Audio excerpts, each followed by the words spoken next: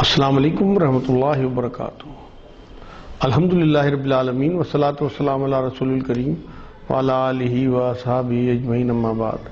اعوذ باللہ من الشیطان الرجیم، بسم اللہ الرحمن الرحیم۔ حاضرین اور ناظرین اکرام، مجھے آج جو موضوع دیا گیا ہے وہ اسلام کا آخری ارکان حج، اس سے متعلق میں آپ سے کچھ باتیں کرنا چاہتا ہوں۔ اس میں شروع میں 2 احادیث پاک آپ کے سامنے پیش کرنا چاہتا ہوں، اس کے بعد کچھ اور باتیں انشاءاللہ۔ رب اشرح لی صدری ویسر لی امری واحلل عقدۃ من لسانی یفقہوا قولی۔ اللہم صلی علی سیدنا محمد وعلی آل سیدنا محمد وبارک وسلم۔ شروع کرتا ہوں اللہ تعالیٰ کے نام سے جو بڑا مہربان نہایت رحم فرمانے والا ہے۔ حضرت ابو ہریرہ رضی اللہ تعالیٰ عنہ سے روایت ہے کہ رسول اللہ صلی اللہ علیہ وسلم نے ایک دن خطبہ دیا اور اس میں فرمایا کہ اے لوگو، تم پر حج فرض کر دیا گیا ہے، لہذا اس کو ادا کرنے کی فکر کرو۔ ایک شخص نے عرض کیا کہ یا رسول اللہ، کیا ہر سال حج کرنا ہم پر فرض کیا گیا ہے؟ رسول صلی اللہ علیہ وسلم نے اس کے جواب میں سکوت فرمایا اور کوئی جواب نہیں دیا، یہاں تک کہ اس شخص نے 3 دفعہ اپنا سوال دہرایا تو آپ صلی اللہ علیہ وسلم نے فرمایا کہ اگر میں تمہارے اس سوال کے جواب میں کہہ دیتا کہ ہاں ہر سال حج کرنا فرض کیا گیا تو اسی طرح فرض ہو جاتا اور تم ادا نہ کر سکتے۔ اس کے بعد آپ صلی اللہ علیہ وسلم نے ہدایت فرمائی کہ کسی معاملے میں جب تک میں خود تم کو کوئی حکم نہ دوں تم مجھ سے حکم لینے کی کوشش نہ کرو۔ تم سے پہلی امتوں کے لوگ اسی لیے تباہ ہوئے کہ وہ اپنے نبیوں سے سوال بہت کرتے تھے اور پھر ان کے احکام کی خلاف ورزی کرتے تھے، لہذا جب میں تم کو کسی چیز کا حکم دوں تو جہاں تک تم سے ہو سکے اس کی تعمیل کرو، اور جب تم کو کسی چیز سے منع کر دوں تو اس کو چھوڑ دو۔ صحیح مسلم شریف کی حدیث پاک ہے۔ دوسری حدیث میں حضور اکرم صلی اللہ علیہ وسلم نے بات فرمائی، حضرت ابو ہریرہ رضی اللہ تعالیٰ عنہ سے روایت ہے کہ رسول اللہ صلی اللہ علیہ وسلم نے فرمایا کہ جس آدمی نے حج کیا اور اس میں نہ تو کوئی شہوانی اور فاش بات کا ارتکاب کیا اور نہ کوئی اللہ کی نافرمانی کی تو وہ گناہوں سے ایسا پاک و صاف ہو کر واپس ہوگا جیسے اس دن تھا جس دن اس کی ماں نے اسے جنا تھا۔ صحیح مسلم شریف کی حدیث پاک ہے۔ یہ بھی ان حدیثوں کے ساتھ یہ بات ضروری ہے بتانا کہ یہ اسلام کا آخری ارکان ہے۔ جو 5 ارکان بیان ہوتے ہیں اس میں سب سے آخر میں حج کو رکھا گیا ہے، اور اسی طرح سے حضور اکرم صلی اللہ علیہ وسلم کے بھی آخری جو لمحات ہیں، آخری جو دن ہے، آخری جو عرصہ ہے، اس میں اللہ کے رسول صلی اللہ علیہ وسلم نے ہمیں اس کے بارے میں وضاحت سے چیزیں سمجھائی ہیں۔ آخری خطبہ جو ہے وہ فتح مکہ کے بعد جب حضور اکرم صلی اللہ علیہ وسلم پر حج فرض ہونے کی بات اللہ کی طرف سے آئی تو اس کے بعد حضور اکرم صلی اللہ علیہ وسلم نے پھر حج کیا اور پھر آخری خطبہ جو ہے وہ بیان فرمایا، مطلب جو خطبہ حجۃ الوداع کہلاتا ہے۔ یہ دین مکمل کرنے والی چیز تھی۔ سورہ مائدہ میں بھی اللہ رب العزت نے دین کو مکمل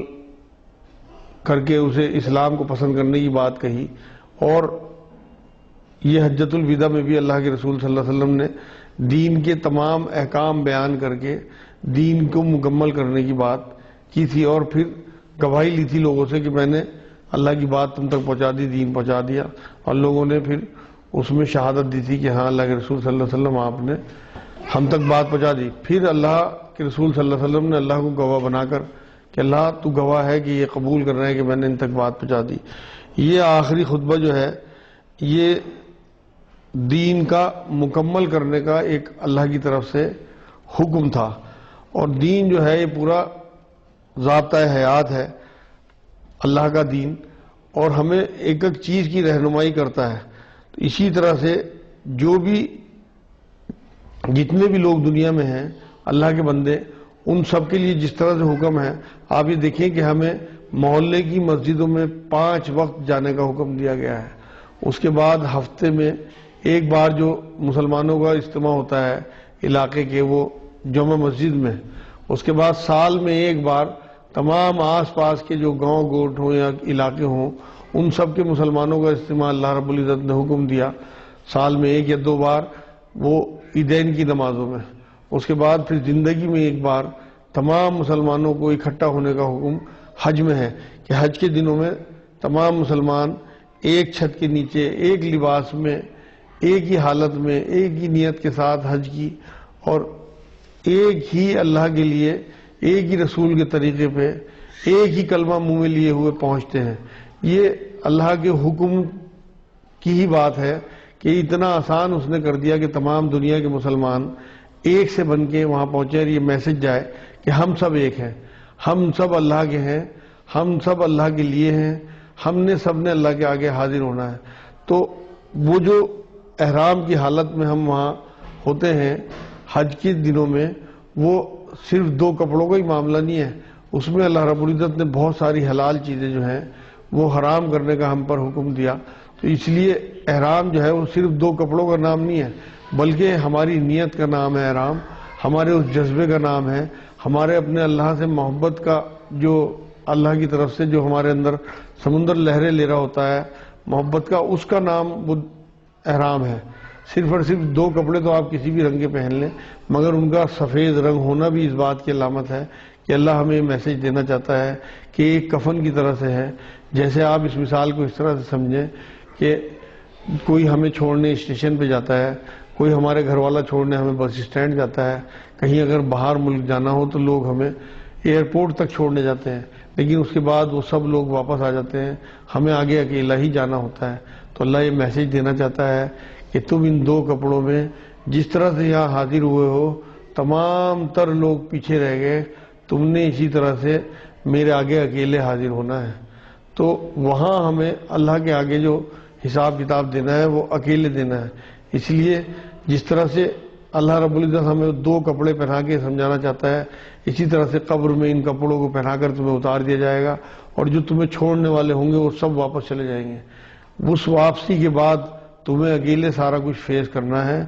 تم اکاؤنٹیبل ہو اللہ کے آگے، حساب کتاب دینا پڑے گا جو کر کے آئے ہو، اچھے یا برے کا۔ وہاں نہ تمہارا کوئی رشتہ دار کام آ سکتا ہے، اور وہاں صرف اور صرف تمہاری تنہائی ہوگی اور اللہ ہوگا۔